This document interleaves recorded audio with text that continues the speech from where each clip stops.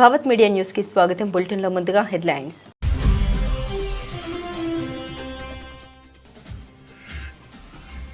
పదహారేండ్లలోపు వారికి social media నిషేధం ప్రకటించిన ఆస్ట్రేలియా ప్రధాని.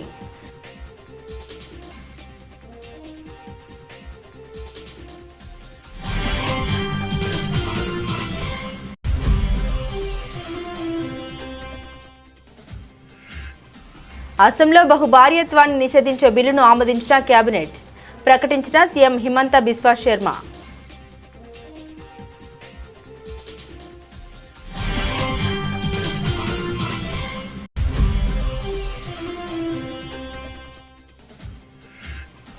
కాంగ్రెస్ అంటే ముస్లింలు, ముస్లింలు అంటే కాంగ్రెస్ అంటారా? రేవంత్ వ్యాఖ్యలపై రాజ్నాథ్ మండిపాటు. ఇది కాంగ్రెస్ సంస్కృతి అంటూ బీహార్ ఎన్నికల ప్రచారంలో ఆగ్రహం.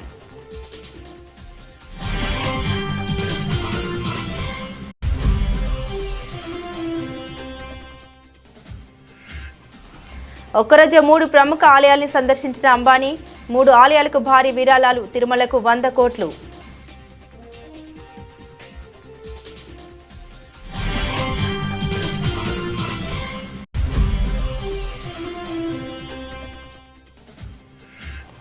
బీఆర్ఎస్ కాలగర్భంలో కలిసిపోతున్న పార్టీ అన్న రేవంత్ రెడ్డి. ఆ పార్టీ వ్యాలిడిటీ పీరియడ్ ముగిసిపోయిందని వ్యాఖ్య.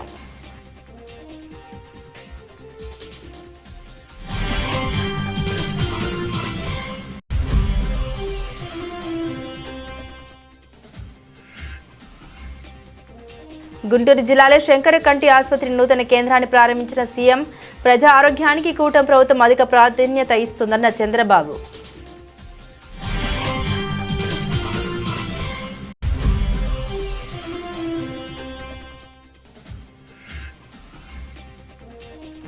రేవంత్ రెడ్డి ఒక మానసిక రోగి. ముఖ్యమంత్రిపై మాజీ మంత్రి జగదీష్ రెడ్డి ధ్వజం.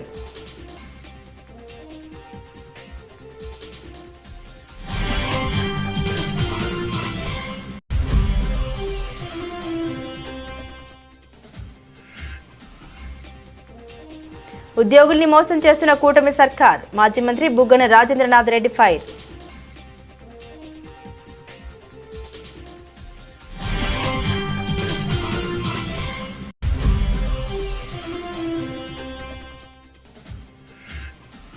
ఈ కాంగ్రెస్ ప్రభుత్వం దద్దమ్మ ప్రభుత్వం. సిపిఎం నాయకుడు హత్య జరిగి 9 రోజులైనా దోషులను పట్టుకోలేదంటూ సిపిఎం జాతీయ నేత బివి రాఘవులు ధ్వజం.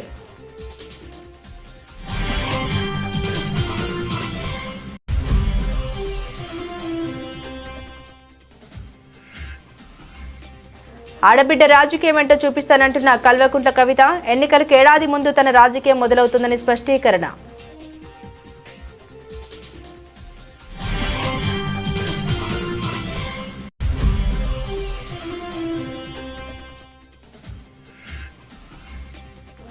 వరుస హిట్స్ తో దూసుకెళ్తున్న ప్రదీప్ రంగనాథన్. డ్యూడ్ మూవీ ఇప్పుడు ఓటీటీలో.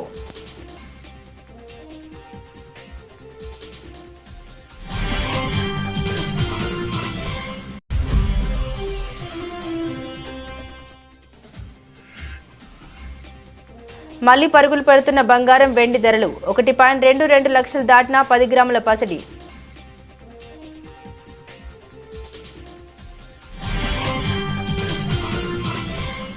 ఆస్ట్రేలియా ప్రధాని ఆంథోనీ ఆల్బనీస్ కీలక ప్రకటన చేశారు. దేశంలో 16 ఏళ్లలోపు పిల్లలు సామాజిక మాధ్యమాల వాడకాన్ని నిషేధిస్తున్నట్లు తెలిపారు. ఆన్లైన్ సేఫ్టీ అమెండ్మెంట్ బిల్ 2024 ఈ ఏడాది డిసెంబర్ 10 నుండి అమల్లోకి రానుంది. Facebook, Twitter, Instagram, TikTok, Snapchat, Reddit, YouTube తదితర మాధ్యమాలకి ఈ చట్టం వర్తించనుంది. సామాజిక మాధ్యమాలు వినియోగించకుండా నిషేధాన్ని విధిస్తూ ఆస్ట్రేలియా ప్రభుత్వం గత ఏడాది కొత్త చట్టాన్ని తీసుకొచ్చిన విషయం తెలిసిందే. ఆ బిల్లుకు ఆస్ట్రేలియా ప్రతినిధుల సభ ఆమోద ముద్ర వేసింది. ప్రతినిధుల సభలో 102 ఓట్ల బలంతో బిల్లుకు ఆమోదం లభించింది. సెనెట్లో ఈ బిల్లుకు అనుకూలంగా 34 వ్యతిరేకంగా 19 ఓట్లు వచ్చాయి. ఈ బిల్లు ప్రకారం 16 ఏళ్లలోపు పిల్లల సామాజిక మాధ్యమ ఖాతాల్ని నిరోధించడంలో వ్యవస్థాపకంగా విఫలమైతే సామాజికంగా మాధ్యమాలకు 50 మిలియన్ ఆస్ట్రేలియన్ డాలర్ల వరకు జరిమానా విధిస్తామని ప్రభుత్వం హెచ్చరించింది. అంటే మన భారత కరెన్సీ ప్రకారం 273 కోట్లకు పై మాటే.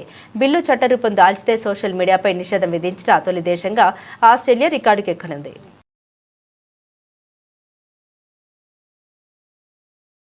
అస్సాంలో బహుభార్యత్వాన్ని నిషేధించే బిల్లును కేబినెట్ ఆమోదించిందని సీఎం హిమంత బిశ్వ శర్మ తెలిపారు. ఈ బిల్లు కింద బహుభార్యత్వాన్ని ఆచరించడం వల్ల 7 సంవత్సరాల వరకు జైలు శిక్ష విధించబడుతుంది మరియు బాధిత మహిళకు పరిహారం చెల్లించే నిబంధన కూడా ఉందన్నారు.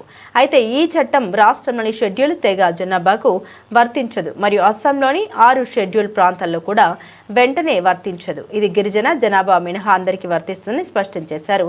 6 షెడ్యూల్డ్ ప్రాంతాల్లో ఒక మైనార్టీ ముస్లిం 2005కి ముందు నుండి అక్కడ నివసిస్తుంటే వారు కూడా చట్టం నుండి మినహాయింపు పొందుతారని ముఖ్యమంత్రి అన్నారు. मैंने 8 सभा किया, पार्टी ने और सभा करने के लिए बोला था, लेकिन पहले ही ये एयर शो फिक्स था और निर्मला सीतारमण जी का भी विजिट फिक्स था. तो मैं नॉर्मली जितना करता हूँ मैं कर नहीं पाया. जहाँ जहाँ मैं किया हूँ रेस्पॉन्स तो अच्छा है, लेकिन बिहार का बारे में इसका एग्जिट पोल क्या है क्या नहीं है मैं बहुत ज़्यादा ध्यान नहीं दिया. इसलिए आसाम में एक का ऊपर एक हमारा एक्टिविटी चल ही रहा है, लेकिन पार्टी का ये मानना है कि इस बार बहुत अच्छा परिणाम आने वाला है एंड पार्टी को लगता है कि इस बार बहुत अच्छा माहौल है. और आपको ये भी मालूम है कि बिहार में अभी सबसे जो लोग प्रिय स्कीम जो है वो भी स्कीम आसाम से ही गया है. जो स्कीम का बारे में पूरा देश भर में चर्चा है, ये स्कीम तो आसाम से ही शुरू किया था.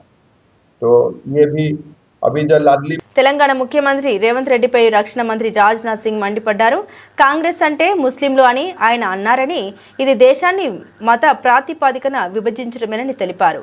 బీహార్ ఎన్నికల ప్రచారంలో భాగంగా చివరి రోజైన ఆదివారం ఆయన ఔరంగాబాద్ పరిసరాల్లో బహిరంగ సభల్లో ప్రసంగించారు. తెలంగాణ సీఎం చెప్పింది విన్నారా?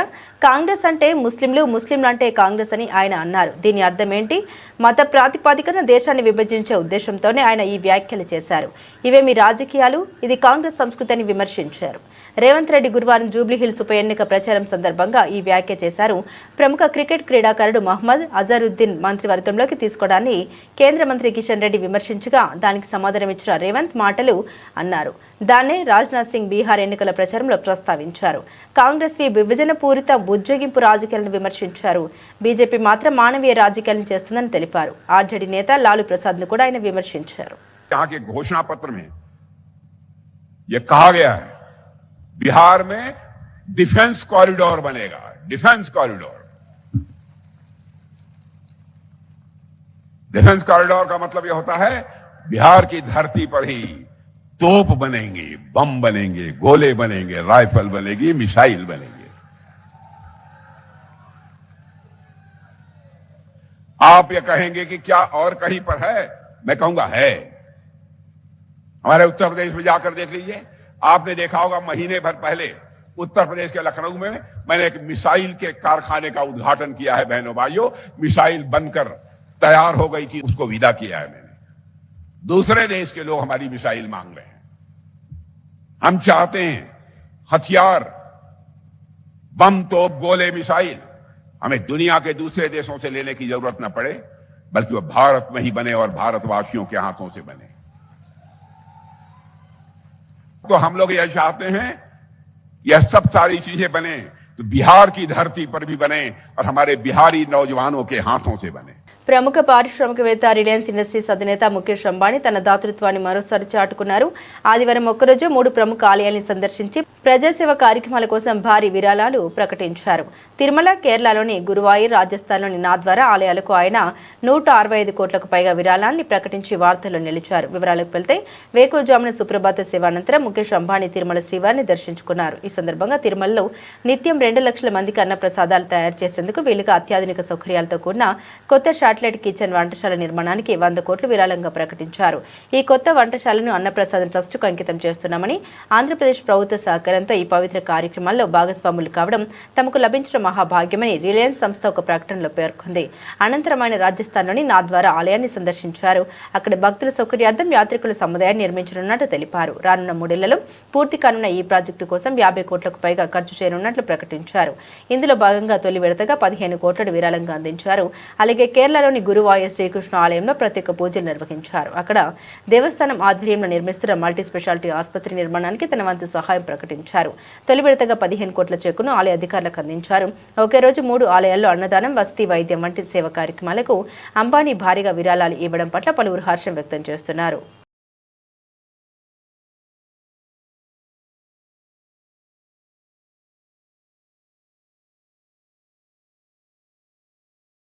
బీఆర్ఎస్ కాలగర్భంలో కలిసిపోతున్న పార్టీ అని సీఎం రేవంత్ రెడ్డి అన్నారు. ఆ పార్టీ వ్యాలిడిటీ పీరియడ్ అయిపోయిందన్నారు. ఇదేమి తాను రాజకీయ విమర్శ కోసం చెబుతున్నది కాదని, ఒకప్పుడు తెలంగాణలో బలంగా ఉన్న టీడీపీ ఇప్పుడు ఇక్కడ కూడా లేకుండా పోయిందని గుర్తు చేశారు. కేసీఆర్తోనే ఆ పార్టీ పని అయిపోతుందన్నారు. కేసీఆర్కు గతమే తప్ప భవిష్యత్తు లేదని, ఆ బాధతోనే ఆయన బయటికి రావడం లేదని వ్యాఖ్యానించారు. జూబ్లీహిల్స్ ఉప ఎన్నికల్లో ఆ పార్టీ అభ్యర్థికి ఓటేయాలని నియోజకవర్గ ప్రజలకు ఈనాటి వరకు కేసీఆర్ విజ్ఞప్తి చేయకపోవడం దేనికి సంకేతమని ప్రశ్నించారు. బయటికి వచ్చి ప్రచారం చేయడానికి ఆరోగ్య సమస్యలు ఉండవచ్చు, కానీ పార్టీ అభ్యర్థిని గెలిపించాలని కూడా విజ్ఞప్తి చేయడం లేదంటే కేటీఆర్, హరీష్ రావుపై ఆయనకున్న ఆలోచన ఏంటో అర్థం చేసుకోవచ్చని రేవంత్ రెడ్డి వ్యాఖ్యానించారు. శ్రీమతి సోనియా గాంధీ గారి నాయకత్వంలో వారు యూపీఏ చైర్పర్సన్గా తెలంగాణ ప్రజల యొక్క 60 సంవత్సరాల బలమైన ఆకాంక్షను అమలు చేసి తీరుతామని మాట ఇచ్చి ఆ మాట నిలుపుకోవడానికి రాజకీయంగా కాంగ్రెస్ పార్టీ ఎంత త్యాగం చేసిందో మీకు అందరికీ తెలుసు. ఇక్కడ చాలామంది జర్నలిస్ట్ మిత్రులు ఆనాడు తెలంగాణ ఉద్యమంలో క్రియాశీలక పాత్ర పోషించి తెలంగాణ రాష్ట్ర సాధనలో మీ పాత్రను మీరు పూర్తి స్థాయిలో పోషించడం జరిగింది. ఆ నేపథ్యంలో తెలంగాణ రాష్ట్ర ఏర్పాటు ప్రక్రియ స్టేట్ అపాయింటెడ్ డే జూన్ 2, 2014. మనం సినిమా స్టోరీ అంతా ఒకటి ఉంటుంది, ప్రేక్షకులను ఉత్తేజపరచడానికి ఐటమ్ సాంగ్ అని ఉంటుంది అప్పుడప్పుడు మధ్యలో. అలాంటిని ఆదర్శంగా తీసుకొని కేటీఆర్ గారు ప్రచారాలు చేసి కాంగ్రెస్ పార్టీ మీద దుమ్మెత్తడానికి ప్రయత్నం చేస్తున్నాడు. దుమ్మెత్తిపోయడానికి ఆయన ఎన్నికల ప్రచార సరళిని ఒకసారి గమనించండి. ఈ మధ్యకాలంలో వచ్చిన పుష్పలో శ్రీలీల ఐటమ్ సాంగ్ను చూడండి. ఏమైనా తేడా ఉందా? ఈ రాష్ట్రానికి నాయకత్వం వహిస్తానని చెప్పే నాయకుడి యొక్క ప్రచార సరళి పార్టీ జెండాను, కండువాను గాల్లో ఇలా తిప్పుకుంటూ ఎవరు చేస్తారు ఇవన్నీ? అనారోగ్యమే నిజమైన పేదరికమని, అందుకే ప్రజల ఆరోగ్యానికి తమ కూటమి ప్రభుత్వం అత్యధిక ప్రాధాన్యత ఇస్తోందని సీఎం చంద్రబాబు స్పష్టం చేశారు. పేదలకు సేవ చేసే ప్రతి సంస్థకు ప్రభుత్వం అండగా నిలుస్తుందని ఆయన హామీ ఇచ్చారు. గుంటూరు జిల్లా పెదకాకనిలోని శంకర కంటి ఆసుపత్రిలో ఏర్పాటు చేసిన సూపర్ స్పెషాలిటీ ఐకేర్ కేంద్రాన్ని ఆయన ప్రారంభించారు. ఈ కార్యక్రమానికి కంచి కామకోటి పీఠాధిపతి జగద్గురు శ్రీ శ్రీ శంకర విజయేంద్ర సరస్వతి స్వామీజీ హాజరయ్యారు. ఈ సందర్భంగా సీఎం చంద్రబాబు మాట్లాడారు. 5 దశాబ్దాలుగా శంకర కంటి ఆసుపత్రి పేదలకు ఉచితంగా కంటి పరీక్షలు, ఆపరేషన్లు చేస్తూ వారి జీవితాల్లో వెలుగులు నింపడం అభినందనీయమన్నారు. ధర్మం, న్యాయం, సేవ మూల సిద్ధాంతాలుగా కంచి పీఠాన్ని జగద్గురువు శ్రీ ఆదిశంకరాచార్యులు తమిళనాడులో స్థాపించారు. నాటి నుంచి నేటి వరకు హిందూ ధర్మ పరిరక్షణకు కృషి చేస్తుంది ఈ సంస్థ. అన్య మతాల నుంచి హిందూ మతానికి ముప్పు వాటిల్లిన సమయంలో సదాశివుడి రూపమైన ఆదిశంకరాచార్య భూలోకంలో జన్మించారని భక్తుల నమ్మకం, విశ్వాసం. ఆ విశ్వాసమే ఈ విజయానికి కారణమైందని చెప్పి కూడా నేను మీకు తెలియజేస్తున్నా. కర్ణాటకలోని శృంగేరి శారదా పీఠం, గుజరాత్ లో ద్వారకా పీఠం, ఒరిస్సా పూరిలో గోవర్ధన పీఠం, ఉత్తరాఖండ్ బద్రీనాథ్ లో జ్యోతిర్మయ పీఠం మఠం, ఇలా దేశంలో 4 దిక్కుల 4 పీఠాలను స్థాపించారు. 4 వేదాలు వ్యాప్తి చెందేలా చేశారు. హిందూ ధర్మాన్ని తిరిగి బలమైన శక్తిగా మలిచారు. హిందూ ధర్మ పరిరక్షణకు ప్రస్థానం సాగిస్తున్న కంచి పీఠం మహోన్నతంగా ఎదుగుతూ వచ్చింది. ధర్మం, జ్ఞానం, సేవకు ముఖ్యమంత్రి రేవంత్ రెడ్డి ఒక మానసిక రోగి. విచక్షణ రహితంగా మాట్లాడడం ఆయన నైజం. ఎలా పడితే అలా అబద్ధాలు మాట్లాడడం ఆయనకు నిత్య కృత్యం. ఆదివారం నిర్వహించిన మీట్ ద ప్రెస్ లో కూడా బూతు పంచాంగమే అందుకున్నాడని మాజీ మంత్రి జి జగదీష్ రెడ్డి విమర్శించారు. ఇంతలా ఇష్టారీతిన మాట్లాడే సీఎం ఇప్పటి వరకు ఎవరూ లేరని తెలిపారు. హైదరాబాద్ తెలంగాణ భవన్ లో ఆయన మీడియాతో మాట్లాడారు. సర్పంచ్ ఎన్నికల మాదిరిగా జూబ్లీహిల్స్ ఉప ఎన్నికల ప్రచారం కోసం 6 సార్లు సీఎం రేవంత్ రెడ్డి గల్లీ తిరిగారని, అది సరిపోదన్నట్టు మీట్ ద ప్రెస్ లో కూడా పాల్గొన్నారని విమర్శించారు. ప్రెస్ క్లబ్ అంటే గౌరవం లేక స్టార్ హోటల్లో నిర్వహించారని ఆరోపించారు. కవితమ్మ గురించి మాట్లాడుతున్నాడు, హరీష్ రావు గారి గురించి మాట్లాడుతున్నాడు. ఏందో నిర్ణయాలు ఇంకా ఎవరు వాళ్ళ కుటుంబ సభ్యుల గురించి మాట్లాడుతున్నాడు. వీళ్ళని దూరం చేసిండ్రు, వాళ్ళు నిలగొట్టిండ్రని. నిన్న ఎందుకో నీ స్వంత అన్న కూతురు పెళ్ళి అయితే నీ కుటుంబ సభ్యులు రాలేదు ఎందుకు? చెప్పు సమాధానం. నీ సొంత అన్న కూతురు పెళ్ళికి నీ సొంత కుటుంబ సభ్యులు, నీ భార్య నీ కూతురులే కదా నీ కొంత కుటుంబ సభ్యులు, ఇంకో పోలేదు. ఎందుకు మాట్లాడాలి వ్యక్తిగత విషయాలు, కుటుంబ విషయాలు? ఏమవసరం? నువ్వు ఒకటి మాట్లాడితే ఇంకోటి వస్తుంది కదా.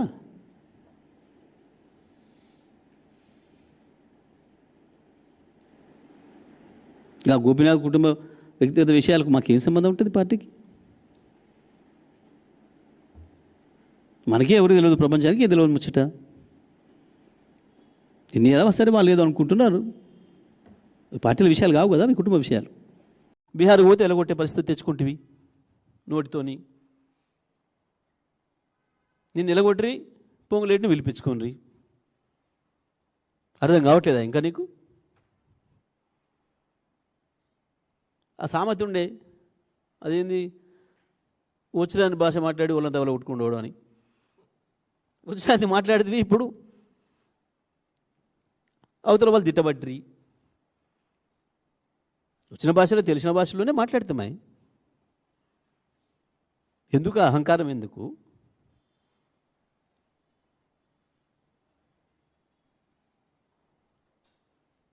నీ అజ్ఞానానికి అధికారం తోడయ్యేవరికి అహంకారం పెరిగిపోయింది. దాంట్లో నుంచి వస్తున్నాయి ఇవన్నీ. కాబట్టి బంద్ చేయి, కేటీఆర్తో పోల్చుకోవడం బంద్ చేయి. దాంతో నీ ఫ్రస్ట్రేషన్ తగ్గుతుంది కొంచెం. పదవులతో రాదు ఎప్పుడు కూడా మనుషులకి.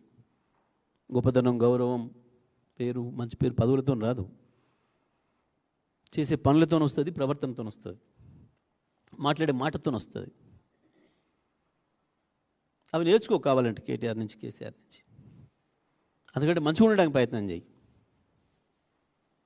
అసలు ఏపీలో పరిపాలన జరుగుతుందా అంటూ కూటమి సర్కార్ను వైఎస్ఆర్సీపీ నేత మాజీ మంత్రి బుగ్గన రాజేంద్రనాథ్ నిలదీశారు. ఆయన మీడియాతో మాట్లాడుతూ కూటమి సర్కారు ఉద్యోగుల్ని మోసం చేసిందని మండిపడ్డారు. ఉద్యోగులకు మెరుగైన పీఆర్సీ ఇస్తామని మోసం చేసిందన్న బుగ్గన, ఉద్యోగులకు ఐఆర్ ఇస్తామన్న హామీని కూటమి సర్కార్ గాలికి వదిలేసిందన్నారు. ఏడాదిన్నర గడిచిన చంద్రబాబు పీఆర్సీ ఊసు ఎత్తడం లేదంటూ బుగ్గన ఆగ్రహం వ్యక్తం చేశారు. ఆలయాల్లో తిరుపతిలో వైకుంఠ ఏకాదశి సందర్భంగా తొక్కిసలాట 6 మంది చనిపోతారు. సింహాచలం చందనోత్సవం సమయంలో క్యూ లైన్ పక్కన గోడ ఇరిగిపోయి 7 మంది చనిపోతారు. ఈ మధ్యలో కాశీబుగ్గలో శ్రీకాకుళం జిల్లా ఏకాదశి సందర్భంగా వెంకటేశ్వర ఆలయంలో 9 మంది చనిపోతారు.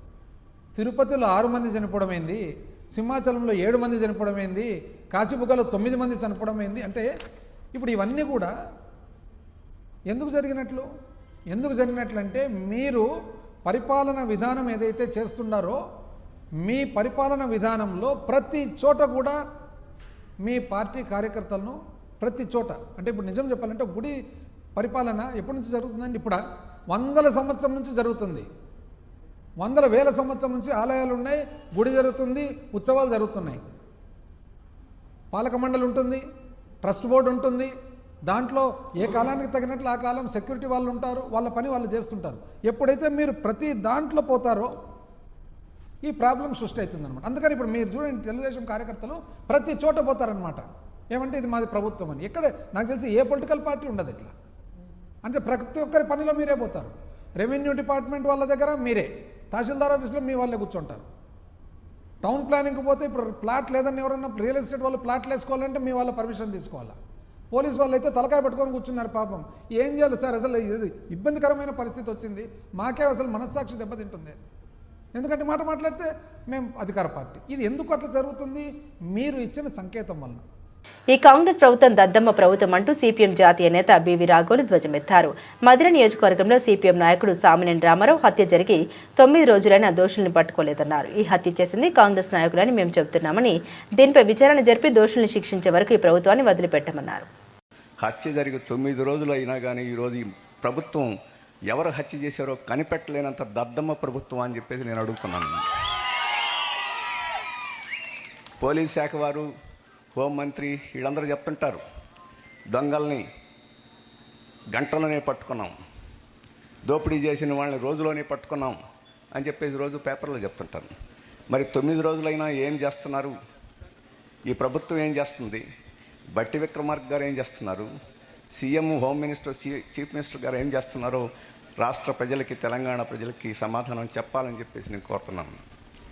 మేము చెప్తున్నాం, ఇక్కడ రాజకీయంగా హత్య జరిగింది, కాంగ్రెస్ వారే ఈ హత్యకి పాల్పడ్డారని చెప్పేసి మేము చెప్తున్నాం. కాదని చెప్పుకోవాల్సిన బాధ్యత, కాదని రుజువు చేసుకోవాల్సిన బాధ్యత మీది, ఈ గ్రామస్తులదే కాదు, ఉప ముఖ్యమంత్రిది, ముఖ్యమంత్రిది అని చెప్తున్నాం.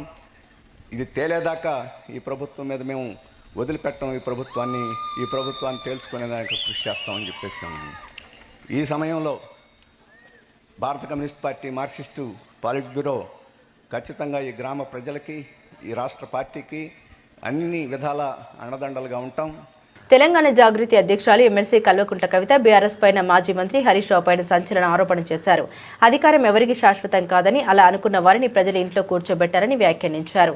తనను పార్టీ నుండి అత్యంత అవమానకరంగా కనీసం షోకాజ్ నోటీస్ కూడా ఇవ్వకుండా సస్పెండ్ చేశారని ఆవేదన వ్యక్తం చేశారు. నేను తెలంగాణ బిడ్డనే, ఆకలినైనా తట్టుకుంటా కానీ అవమానాన్ని మాత్రం తట్టుకోనని స్పష్టం చేశారు. వరంగల్ ప్రెస్ క్లబ్లో నిర్వహించిన మీట్ ది ప్రెస్ కార్యక్రమంలో ఆమె మాట్లాడారు. 20 ఏళ్లు పార్టీలో పనిచేస్తే ఇలా అవమానించి బయటకు పంపించారని కవిత వాపోయారు.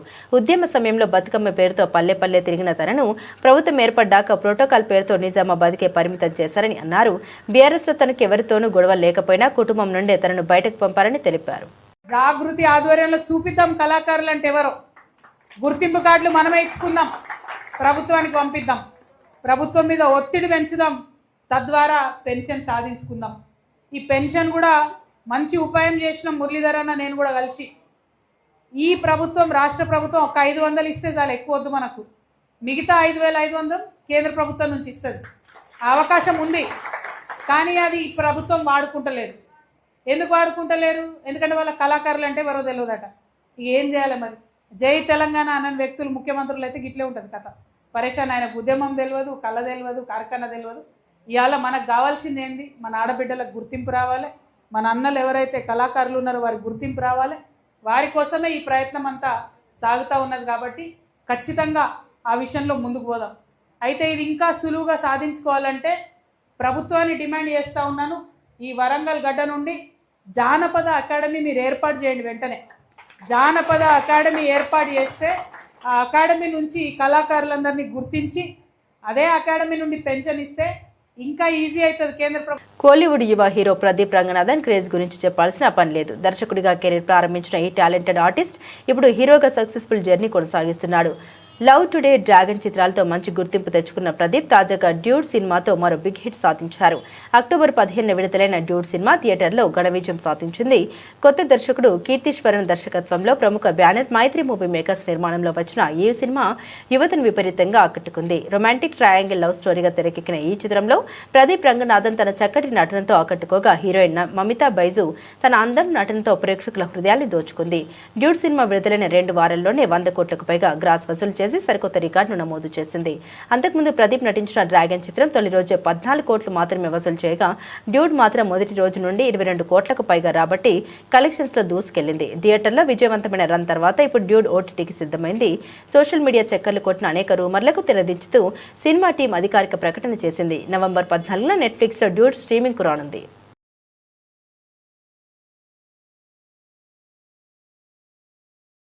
బంగారం, వెండి ధరలు ఇవాళ భారీగా పెరిగాయి. అంతర్జాతీయంగా సానుకూల సంకేతాలు. వచ్చే నెలలో అమెరికా ఫెడరల్ రిజర్వ్ వడ్డీ రేట్లను తగ్గించవచ్చన్న అంచనాలు బులియన్ మార్కెట్కు కొత్త ఊపునిచ్చాయి. దేశీయ మల్టీ కమోడిటీ ఎక్స్చేంజ్లో ఉదయం 10 గంటల సమయంలో బంగారం ధర 1.16% పెరిగి 10 గ్రాములకు 1,22,468కి చేరుకుంది. అదేవిధంగా వెండి ధర 1.99% వృద్ధికి కిలోకు 1,50,666 వద్ద ట్రేడ్ అయింది. అక్టోబర్లో రికార్డు స్థాయికి చేరిన తర్వాత కొంత తగ్గుముఖం పట్టిన పసిడి ధరలు మళ్లీ పుంజుకున్నాయి. అమెరికా ఆర్థిక వ్యవస్థ పనితీరుపై పెరుగుతున్న ఆందోళన, వచ్చే నెలలో వడ్డీ రేట్ల కోత ఉండొచ్చన్న అంచనాలు పసిడికి డిమాండ్ పెంచుతున్నాయి. మెహతా ఈక్విటీస్ కి చెందిన కమోడిటీస్ వైస్ ప్రెసిడెంట్ రాహుల్ కలాంత్రి ప్రకారం గత వారం మొత్తం ధరల్లో తీవ్ర ఒడిదుడుకులు కనిపించినా అమెరికాలో వినియోగదారుల సెంటిమెంట్ బలహీనపడడం, ప్రభుత్వ షట్డౌన్పై నెలకొన్న అనిశ్చితి కారణంగా ధరలు తిరిగి కోలుకున్నాయి.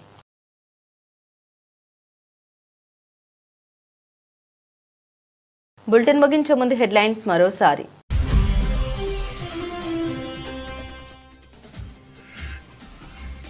16 ఏళ్లలోపు వారికి సోషల్ మీడియా నిషేధం ప్రకటించిన ఆస్ట్రేలియా ప్రధాని.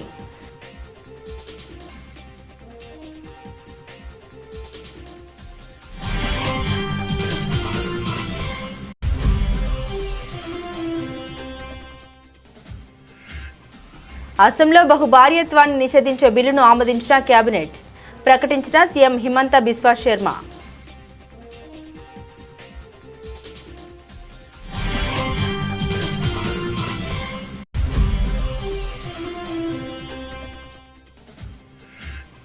కాంగ్రెస్ అంటే ముస్లింలు, ముస్లింలు అంటే కాంగ్రెస్ అంటారా? రేవంత్ వ్యాఖ్యలపై రాజ్నాథ్ మండిపాటు. ఇది కాంగ్రెస్ సంస్కృతి అంటూ బీహార్ ఎన్నికల ప్రచారంలో ఆగ్రహం.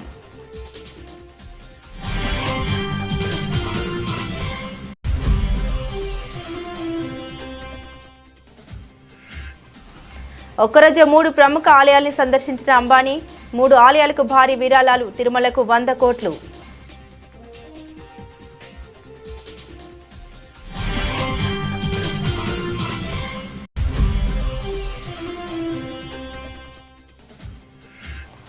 బీఆర్ఎస్ కాలగర్భంలో కలిసిపోతున్న పార్టీ అన్న రేవంత్ రెడ్డి. ఆ పార్టీ వ్యాలిడిటీ పీరియడ్ ముగిసిపోయిందని వ్యాఖ్య.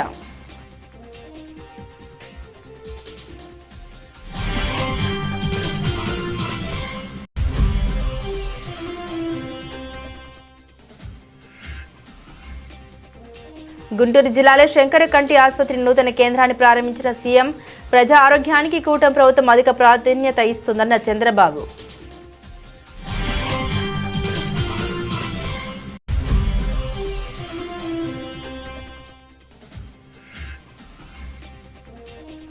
రేవంత్ రెడ్డి ఒక మానసిక రోగి. ముఖ్యమంత్రిపై మాజీ మంత్రి జగదీష్ రెడ్డి ధ్వజం.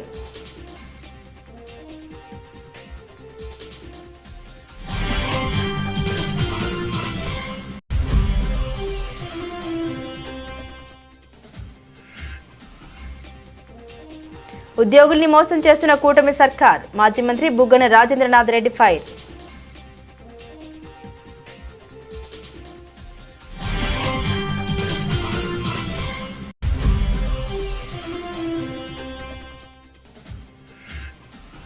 ఈ కాంగ్రెస్ ప్రభుత్వం దద్దమ్మ ప్రభుత్వం. సిపిఎం నాయకుడు హత్య జరిగి 9 రోజులైనా దోషులను పట్టుకోలేదంటూ సిపిఎం జాతీయ నేత బీవీ రాఘవులు ధ్వజం.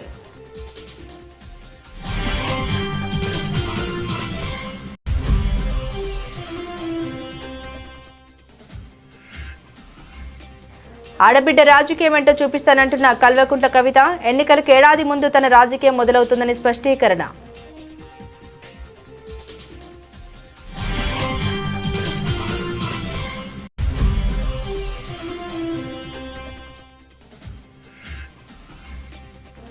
వరుస హిట్స్తో దూసుకెళ్తున్న ప్రదీప్ రంగనాథన్. డ్యూడ్ మూవీ ఇప్పుడు ఓటీటీలో.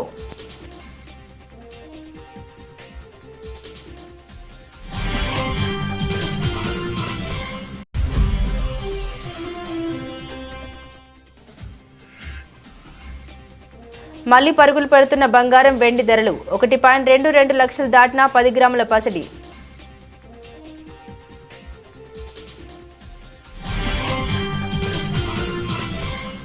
ఇవి బులెటిన్లోని విశేషాలు. తిరిగి మరో బులెటిన్తో మళ్ళీ కలుసుకుందాం. అంతవరకు సెలవు, నమస్కారం.